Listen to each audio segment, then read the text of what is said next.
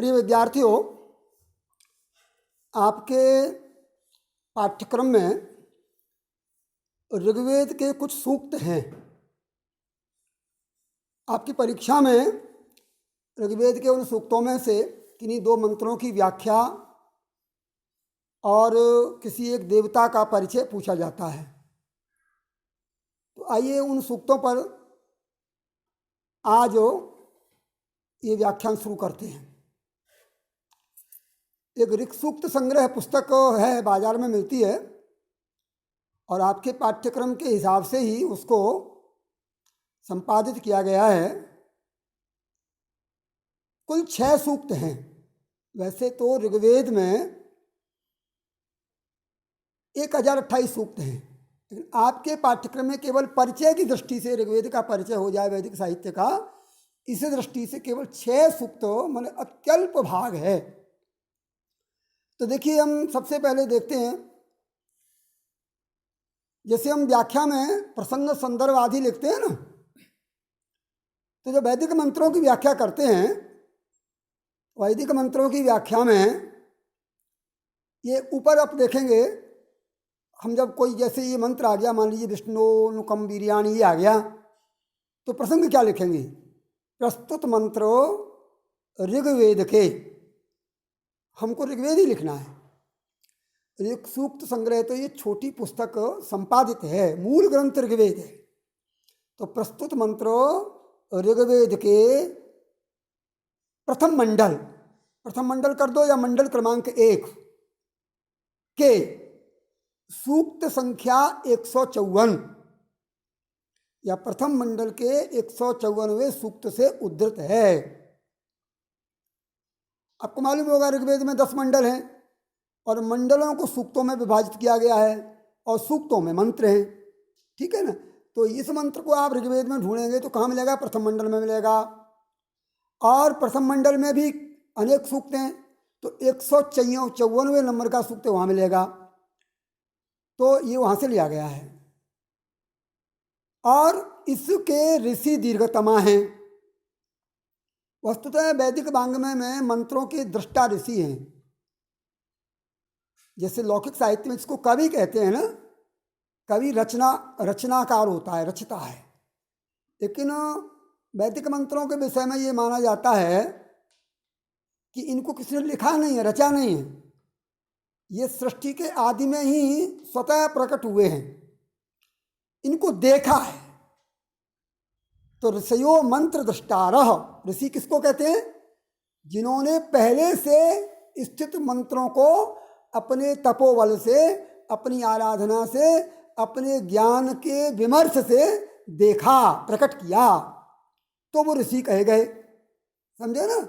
लौकिक साहित्य में, रघुवंश आदि लौकिक वाङ्मय में जिसको हम कवि कहते हैं, उसी को वैदिक वाङ्मय में ऋषि कहते हैं। तो इस सूक्त के ऋषि कौन है? दीर्घतमा ऋषि हैं। अब इस सूक्त में, इस मंत्र में, ये जो सूक्त है 154वां, जिसका नाम विष्णु सूक्त है, इसमें किस देवता का वर्णन है? तो विष्णु देवता का वर्णन है। तो इसकी देवता विष्णु है। और अग्रिम जो महत्वपूर्ण बात है, छंद कौन सा है? तो ऋग्वेद में या वैदिक वाङ्मय में या वेद में 7 छंदों का वर्णन है। तो इसमें त्रिष्टुप छंद है ना? अनुष्टो, बृहति, पंक्ति, उष्णिक, त्रिष्टुप, ये 7 छंद हैं। जगति तो त्रिष्टुप छंद है ये। तो जब हम परीक्षा में इन मंत्रों का प्रसंग लिखेंगे तो क्या लिखेंगे? प्रस्तुत मंत्र ऋग्वेद के प्रथम मंडल के 154वें विष्णु सूक्त से उद्धृत है। इसके ऋषि दीर्घतमा हैं, देवता विष्णु हैं और छंद त्रिष्टुप है। और अब ये मंत्र है नीचे, इसी को हम संहिता, मूल मंत्र के पाठ को संहिता पाठ कहते हैं। एक स्वतंत्र वीडियो में वैदिक साहित्य का परिचय एक दिन बताऊंगा, तब संहिता आदि का परिचय बताऊंगा। तो अभी क्या है, अपने को पाठ्यक्रम को थोड़ा सा आगे ले जाना है, इसलिए जो पाठ्यक्रम है उसको पहले पढ़ाते हैं। चलिए शुरू करते हैं सूक्त। विष्णोरुनंकं वीर्याणि प्रवोचम यह पार्थिवानि विममे रजांसि यो अस्कभायदुत्तरं सधस्थं विचक्रमाणस्त्रेधोरोगायः। मूल पाठ मंत्रों का उसको संहिता पाठ कहते हैं। और उस मूल पाठ को संधि और समास के नियमानुसार विच्छेदन करके पद में बदलने को, पद के रूप में रूपांतरण करने को पद पाठ कहते हैं। तो संहिता पाठ में संधियां समास बदले नहीं जाते, पद पाठ में उनको तोड़ देते हैं। पद पाठ परीक्षा में लिखना आवश्यक नहीं है, जब तक पूछा नहीं जाए तब तक आप सीधे सीधे इसकी अनुवाद करोगे, व्याख्या करोगे।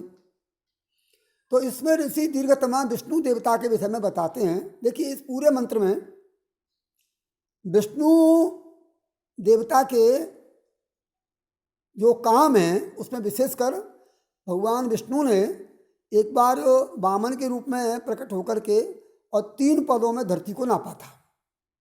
तो 3 पद में धरती नापने का जो पराक्रम है, वह पराक्रम इस पूरे सूक्त में वर्णित है।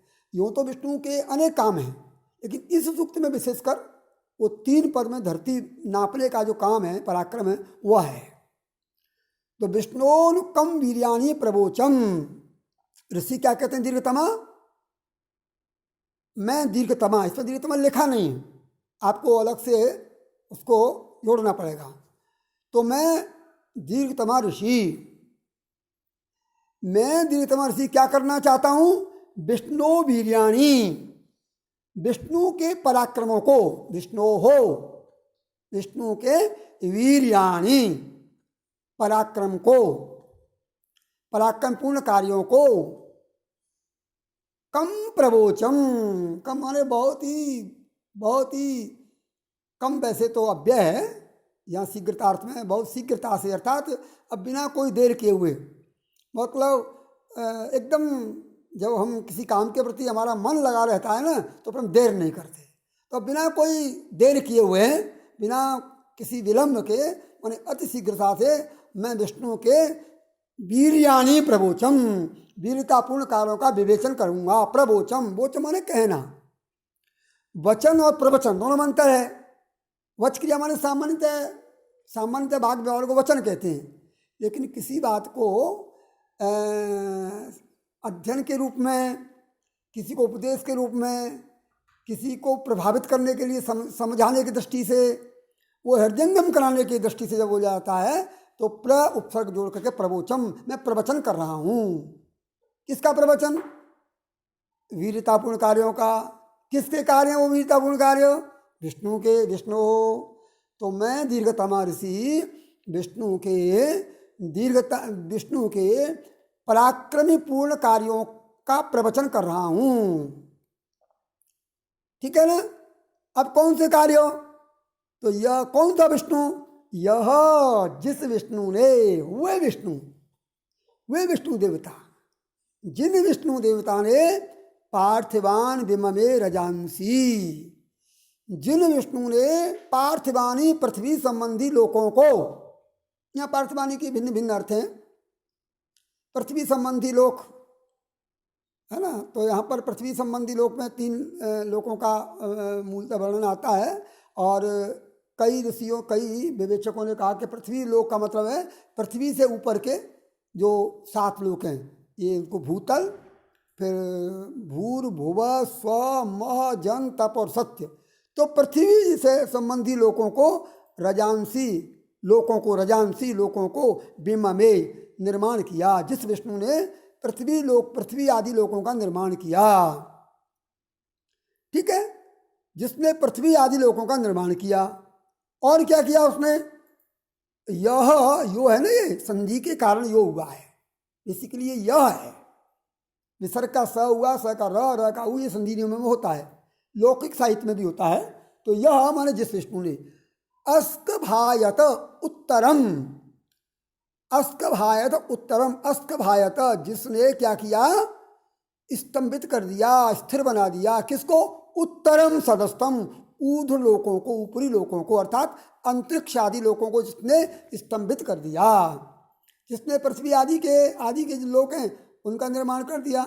और उत्तरम सदस्थम, जो ऊपरी लोक हैं उन ऊपरी लोकों का भी जिसने ऊपरी लोकों को भी जिसने स्तंभित कर दिया, ठहरा दिया।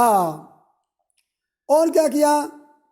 विचक्रमाणे त्रेधोरगाय, त्रेधा माने 3 प्रकार से, विचक्रमाण लांगते हुए, अभी चर्चा की थी ना, उस विशाल उरुगाय, उस महा उरुगाय, उरु माने विशाल, गाय, घी माने कीर्ति, तो विशाल कीर्ति वाले उस विष्णु ने तीनों त्रेधा विचक्रमाण, तीनों लोगों को लांग लिया।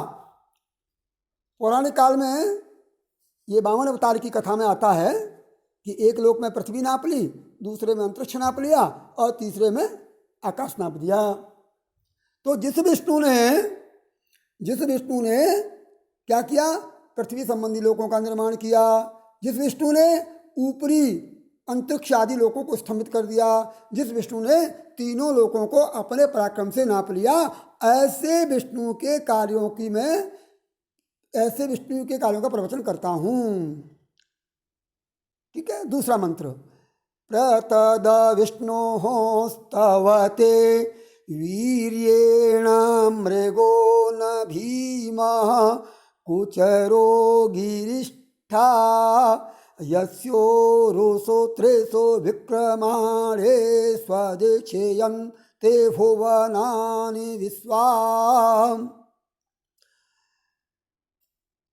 तद विष्णु, वह विष्णु, वीर्येण स्तवते, अपने वीर के कारण, अपने पराक्रम के कारण, स्तवते, स्तुत किया जाते हैं। मतलब उन विष्णु की स्तुति इसलिए की जाती है क्योंकि वो पराक्रमी हैं। तो जो विष्णु अपने पराक्रम पूर्ण कार्यों के कारण सभी के द्वारा स्तुति किए जाते हैं, सभी के द्वारा उनकी स्तुति की जाती है। कैसे है वो विष्णु? मृगो न भीम कुचरो गिरिष्ठा, एक उपमा दी। जैसे भीम मृग होता है ना, भयानक शेर आदि हिंसक जंतु, भीम का मतलब पशु, जैसे कोई भीम मृग होता है, भीम मृग मतलब भयानक पशु, और भयानक मतलब शेर आदि, सिंह आदि। तो जिस प्रकार सिंह आदि गिरिष्ठा, गिरी पर्वत पर स्थान रहने वाला, पर्वतचारी, पर्वत पर विचरण करने वाला, जैसे कोई भयानक शेर, पराक्रमी शेर होता है, उस शेर के समान पराक्रमी है विष्णु। यस्योरुषु त्रिषु विक्रमाणेषु, जिनके, यस्य माने जिस विष्णु के, त्रिषु उरुषु, 3 पैरों में, 3 डगों में, विक्रमाणेषु 3 पग, विक्रमाण में, चलने में, डग में, नापने में, 3 पग नापने में, विश्वा भुवनानि अधिष्यन्ति, तीनों लोग, विश्वा सभी लोग, विश्वा माने विश्व शब्द वैदिक वांग्मय में सबका पर्यायवाची है, तो सभी लोग अधिष्यन्ति, विश्राम पाते हैं, समा जाते हैं। जिसके 3 पद में पूरा भुवन मंडल समा जाता है, ऐसा वह विष्णु है। तो यही इसमें व्याख्या में दी हुई है, आप इसको देख लें, जहाँ भूल हैं वो शब्दार्थ दिए हुए हैं पुस्तक में। तीसरा मंत्रो, प्रविष्णवे सुसमेतो मन्मा गिरिक्षते उरुगायाय विष्णे य इदं दीर्घं प्रयतं सदस्थमेको भीमभे त्रिभिरित्पदेभिः। तो कहते हैं कि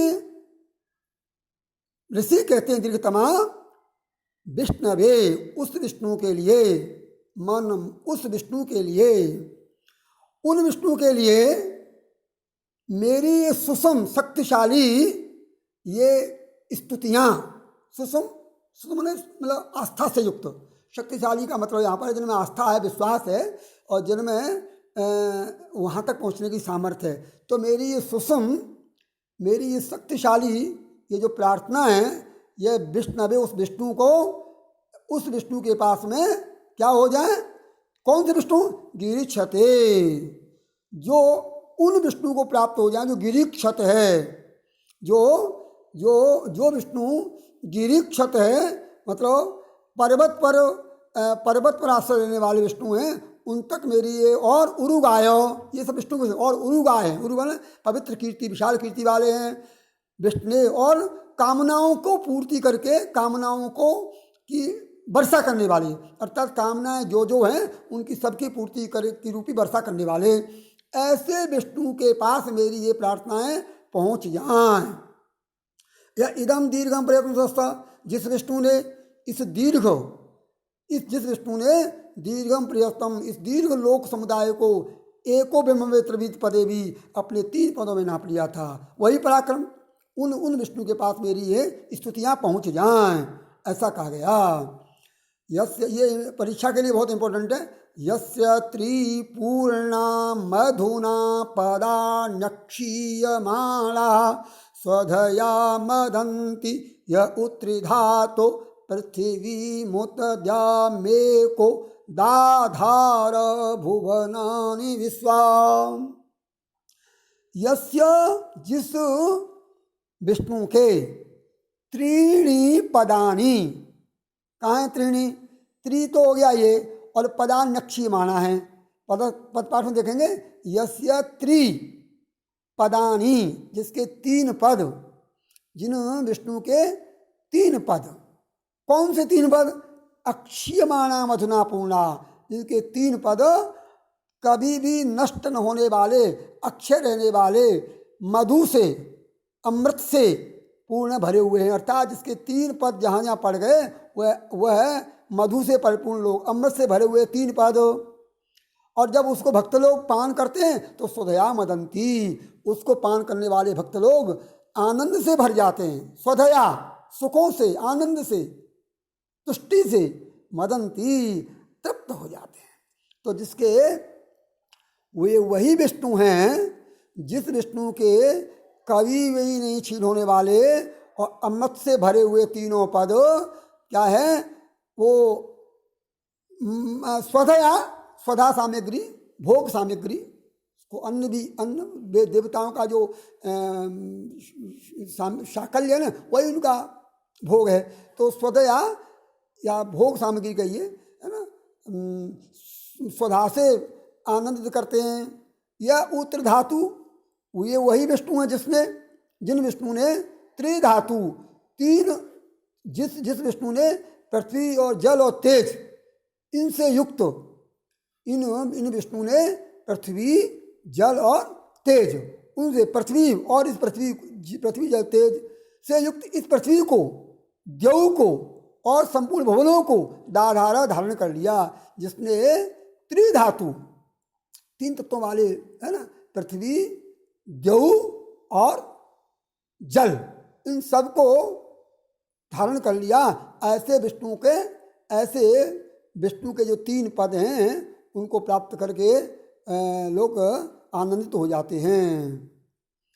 तदस्य प्रियमभिपाथो अश्याम नरो यत्र देव यवो मदन्ति उरुक्रमस्य सहि बंधुरित्था विष्णु पदे परमे मध्व उत्साह। ऋषि कहते हैं कि मैं ये चाहता हूँ कि हम लोग अस्य प्रियम पाथ, हम उस विष्णु के उस प्रिय पथ को, विष्णु लोक को, के विष्णु उस प्रिय पथ को अभिपश्याम, प्राप्त कर लें, अमृतमय लोक को देख लें। नरो यत्र, जहाँ पर जाकर के, नर माने प्राणी समुदाय, देव यवो मदंती, जहाँ पर जाकर के प्राणी समुदाय, है ना, देवत्व की कामना से जाता है कि विष्णु लोक में चला जाएगा तो देवरूप हो जाएगा, इस कामना से जाने वाला नर समुदाय वहाँ पर मदंती, आनंदित तो होता रहता है नर समुदाय। उरुक्रम सही बंधुरित्था, वो उरुक्रम माने इस प्रकार महान पराक्रमी उस सही बंधुरित्था, वो ऐसा ही बंधु है सबका, जो भी उसके लोक में जाता है आनंदित होता है, वो ऐसा ही सबका बंधु है, वो सबका प्रिय है वो विष्णु पदे परमे मध्य, उन विष्णु लोक में अमृत का झरना है, मधु का उत्स है, जो कोई जाता है उस मधु के उत्स में, मधु के उत्स में जाकर के तृप्त हो जाता है। तो ये अंतिम मंत्र है इसका। तो कहते हैं ऋषि, तां वां वास्तु न स्मसि गमध्यै यत्र गावो भूरि शृङ्गा आयाश अत्राहत दोरुगा यस्य विष्णुः परमं पदमवभाति भूरे। अंतिम मंत्र कहते हैं, ऋषि कहते हैं कि ताम तावां वास्तुनि स्मसि गमध्यई, हम विष्णु के उस श्लोक में गमध्यई जाना चाहते हैं। क्यों जाना चाहते हैं? उसमसी रहने के लिए। हम विष्णु के लोकों को प्राप्त करना चाहते हैं, हम वहाँ निवास चाहते हैं। क्यों चाहते हैं? उसी को विष्णु लोक कहते हैं, उसी को गोलोक कहते हैं। कहते हैं विष्णु के लोक में पौराणिक काल में आया था कि वहाँ बड़ी बड़ी सुंदर सुंदर गाय हैं, तो गोलोक भी वही है। भक्तों में जब कोई शरीर छोड़ता है तो मरना नहीं कहते हैं, गोलोक वास हो गया। तो यत्र गावो, वहाँ पर गायें हैं। और यहाँ पर गाय के कई अर्थ हैं। गाय माने सुंदर सुंदर स्वर्णिम किरणें भी, गो माने किरणें भी है। तो वहाँ पर सुंदर सुंदर कहते हैं कि जो विष्णु लोक है वहाँ प्रकाश की स्वर्णिम किरणें दमकती हैं। अथवा सुंदर गायें हैं, तो यहाँ पर गो है। ऋग्वेद में गाय के कई अर्थ हैं। गो माने इंद्रियां, गो माने गाय, गो माने पशु मात्र, गो माने किरणें, तो गो माने आत्मा। तो जहाँ पर सुंदर सुंदर भूर श्रृंगा, सजे हुए सींगों वाली, सुंदर सुंदर दमकते सींगों वाली गाय हैं। अत्रा तदुर्गाय से, उस विशाल, उर्गाय माने विशाल कीर्ति वाले विष्णु का ऐसा वो परम लोक है। वो विष्णु लोक है ना, कैसा है? परमम। कैसा लोक है वो? पद्मवात भूरी, वो दमकता रहता है विष्णु के तेज से। वह लोक हमेशा आलोकित रहता है। भक्त कहता है मैं ऐसे लोकों में निवास करना चाहता हूँ, ऐसे लोकों में आश्रय लेना चाहता हूँ। वह विष्णु, मुझे भरोसा है, मुझे विश्वास है कि वह विष्णु मुझे वो आश्रय देंगे। तो इस प्रकार यह सूक्त हो गया। मैंने बहुत विस्तार से इसलिए नहीं बताया क्योंकि परीक्षा में केवल अनुवाद आता है और परीक्षा की दृष्टि से ही इसको पढ़ा रहे हैं। जब समय होगा तो व्यापक प्रवचन इस पर किया जाएगा। बस आज के लिए इतना ही।